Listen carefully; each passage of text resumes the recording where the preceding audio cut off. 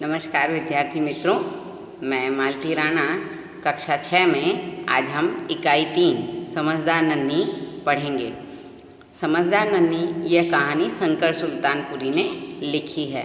इस कहानी में लेखक ने हमें यह सिखाया है कि हमें अपने स्वभाव को कभी भी बदलना नहीं चाहिए। चाहे हमारे आसपास कितने ही बुरे लोगों की संगति हो, हमें अपनी अच्छाई का स्वभाव हमेशा बनाए रखना चाहिए। बाद में इसके परिणाम स्वरूप बुरे लोग हमारी संगति में रहकर अपना स्वभाव अपने आप बदल लेंगे। तो यहाँ ऐसा ही एक संदेश देती हुई एक कहानी है छोटी सी बतख के बारे में। वह छोटी सी बतख है, उसका नाम है नन्ही। तो नन्ही बतख तट पर आई। यहाँ पर उसने देखा एक बिच्छू दलदल में फंसा है। दलदल यानी कीचड़, ऐसा कीचड़ जिसमें कोई भी जीव अंदर चला जाए तो बाहर निकलना बड़ा मुश्किल होता है। तो बिच्छू ने नन्ही से प्रार्थना की। अब यहाँ देखिए, आपको चित्र में नज़र आ रहा है कि बिच्छू दलदल में फंसा हुआ है और नन्ही बतख उसे अपनी चोंच से बाहर निकालने की कोशिश कर रही है। तो बिच्छू ने नन्ही से प्रार्थना की कि बहन मुझे बचा लो, मुझे बचा लो। तो नन्ही को उसकी बात सुनकर उस पर दया आ गई। उसने बिच्छू को दलदल से उठाकर सूखे स्थान पर रख दिया। सूखा स्थान यानी ऐसा स्थान जहाँ पर वह आराम से चल सकता है। दलदल यानी मैंने आपको अभी समझाया है, कीचड़ वाला स्थान। तो उसने बिच्छू को दलदल से उठाकर सूखे स्थान पर रख दिया। अब बिच्छू को शैतानी सूझी। शैतानी सूझना यानी उसने शरारत की। क्या शरारत की? कि उसने नन्ही को डंक मार दिया। बिच्छू का स्वभाव ही डंक मारना होता है। तो नन्ही पीड़ा से तड़प उठी। अब जैसे ही बिच्छू का डंक उसे लगा तो बिच्छू के डंक में थोड़ा विष होता है जिससे हमें जलन मचती है। तो जैसे ही उसे डंक मारा तो नन्ही को पीड़ा हुई। वह पीड़ा से तड़प उठी यानी उसे बहुत दर्द हुआ।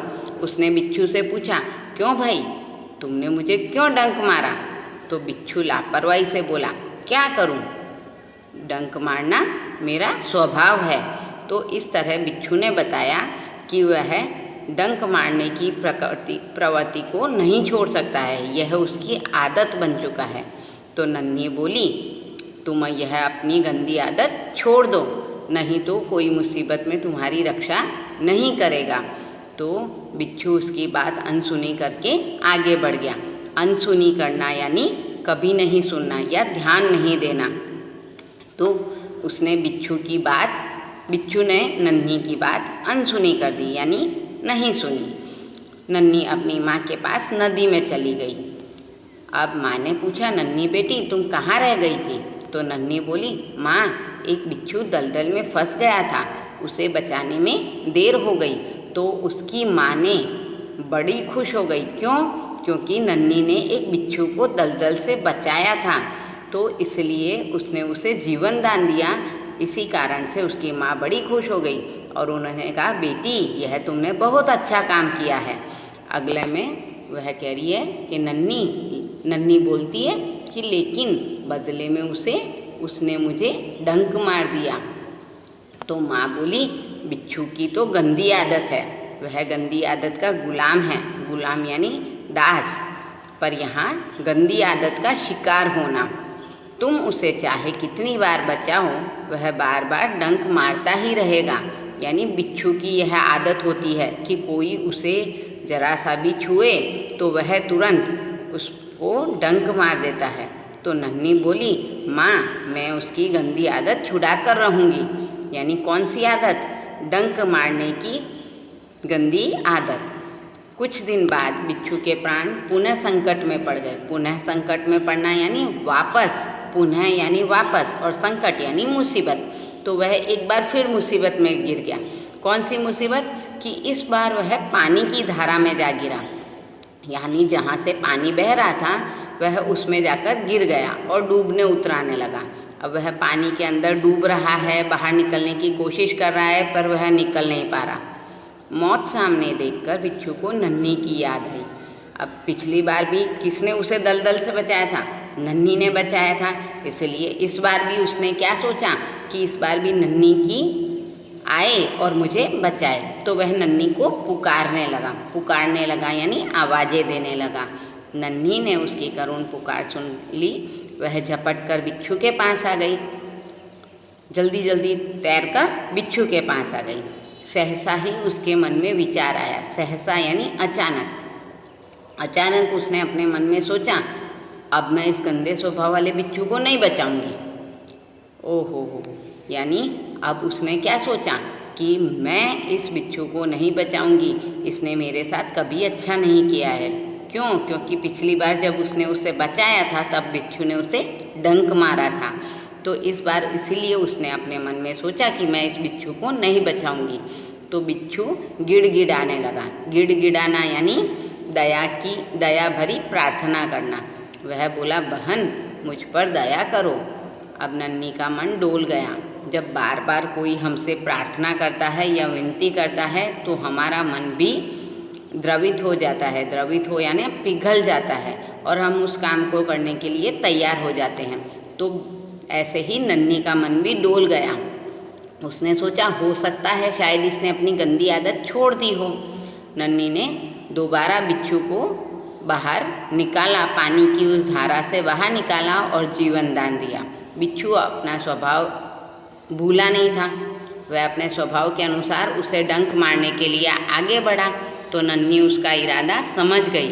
वह मुस्कुराकर बोली, बिच्छू भाई क्यों ठिठक गए? ठिठकना यानी क्यों रुक गए? डंक मारो डंक। बिच्छू शर्म से पानी पानी हो गया।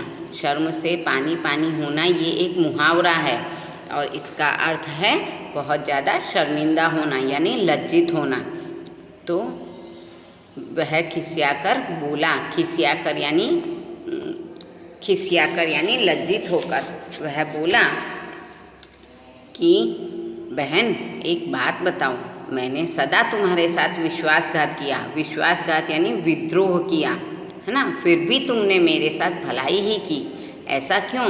तो नन्ही बोली, भलाई करना मेरा स्वभाव है, यानी मैं हमेशा लोगों की भलाई ही करती हूँ, लोगों का अच्छा ही सोचती हूँ। मैं तुमसे बदला लेने के लिए अपनी अच्छी आदत क्यों छोड़ दूँ? यानी तुम्हारी स्वभाव है कि डंक मारना, पर मेरा स्वभाव है भलाई करना। तो तुम्हारे इस स्वभाव के कारण मैं अपना कार्य कैसे छोड़ सकती हूँ? मेरा काम है बचाना और मैं मुसीबत में पड़े लोगों को बार बार बचाती रहूँगी। तुम्हारा काम है डंक मारना, तुम मारते रहो, देखती हूँ कौन जीतता है। अब तो इस बात को सुनकर बिच्छू को बड़ा ही पछतावा हुआ। वह बोला, नन्ही बहन आज तुम जीत गई। मैं वचन देता हूँ कि अब मैं किसी निर्दोष जीव को डंक नहीं मारूंगा। तो इस प्रकार बिच्छू के हृदय को परिवर्तित किया। किसने? नन्ही ने। अब तो नन्ही बहुत खुश हो गई। वह खुश होकर नदी में चली और माँ को उसने जाकर पूरी बात बताई।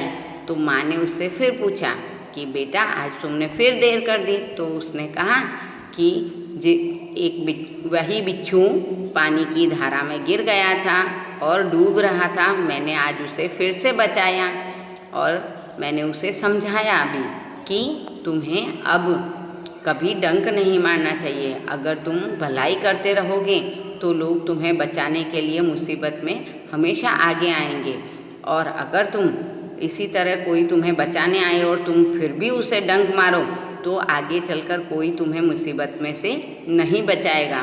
तो इस प्रकार नन्ही ने पूरी घटना अपनी माँ को समझा दी और यह भी बताया साथ में कि अब बिच्छू निर्दोष जीवों को कभी भी डंक नहीं मारेगा। तो उसकी माँ बड़ी खुश हो गई और उससे प्यार से बोली कि प्यारी न समझदार नन्ही, भले लोग बार बार की भलाई से इसी तरह बुरे लोगों को भला बनने की राह दिखाते हैं। तो इस कहानी से हमें ये सीख मिली कि जो अच्छे लोग होते हैं वो अपनी अच्छाई या भलाई से बुरे लोगों का हृदय भी बदल देते हैं और उनको बुरा काम करने को छोड़ने के लिए मजबूर कर देते हैं। यहाँ पर नन्ही प्रसन्न होकर थिरकने लगी। थिरकना यानी नाचना। जिस तरह से मोर नाचता है बादलों को देखकर, उसी तरह नन्ही अपनी माता की बातें सुनकर बड़ी खुश हो गई और वह थिरकने लगी यानी नाचने लगी। तो मित्रों, आज हमने शंकर सुल्तानपुरी की यह कहानी पढ़ी। इससे हमें बहुत अच्छी सीख मिलती है कि हमें कभी किसी का बुरा नहीं सोचना चाहिए, हमेशा लोगों की भलाई के बारे में ही सोचना चाहिए। और अगर हम भलाई के राह पर चलेंगे तो हम जल्दी ही लोगों में बहुत ज़्यादा प्रसिद्ध हो जाएंगे। तो मित्रों, आज इस कहानी से हमें जो सीख मिलती है वह हमें अपने जीवन में ज़रूर से काम में लेनी चाहिए। अब हम इसके शब्दार्थ और मुहावरे देखेंगे। शब्दार्थ में कुछ कठिन शब्द हैं। पहला है तट। तट यानी किनारा। स्वभाव। स्वभाव यानी प्रकृति। सहसा यानी एकाएक। खिसियाकर यानी लज्जित होकर। निर्दोष यानी बेकसूर होना, दोष रहित होना। राह यानी रास्ता। प्रसन्न यानी खुश होना। दलदल यानी ऐसी गीली ज़मीन जहाँ पर हम खड़े होंगे तो हमारे पांव अंदर की ओर धंसते चले जाएंगे। तो मित्रों, ये थे शब्दार्थ। अब हम पढ़ेंगे मुहावरे। मुहावरे यानी ऐसे शब्द, ऐसे वाक्यांश जो जीवन में हमारी सार्थक शब्दों को प्रयोग में लाते हैं। जैसे अनसुनी करना यानी ध्यान न देना। आदत का गुलाम होना यानी आदत से मजबूर होना। वचन देना यानी वादा करना। मन डोलना यानी विचार बदलना। जीवन दान देना यानी नया जीवन देना। शर्म से पानी पानी होना यानी बहुत ज़्यादा लज्जित होना। थिरकने लगना यानी खुशी से नाचना। तो विद्यार्थी मित्रों, आज हमने कक्षा 6 में इकाई 3 समझदार नन्ही के पाठ को समझा। धन्यवाद।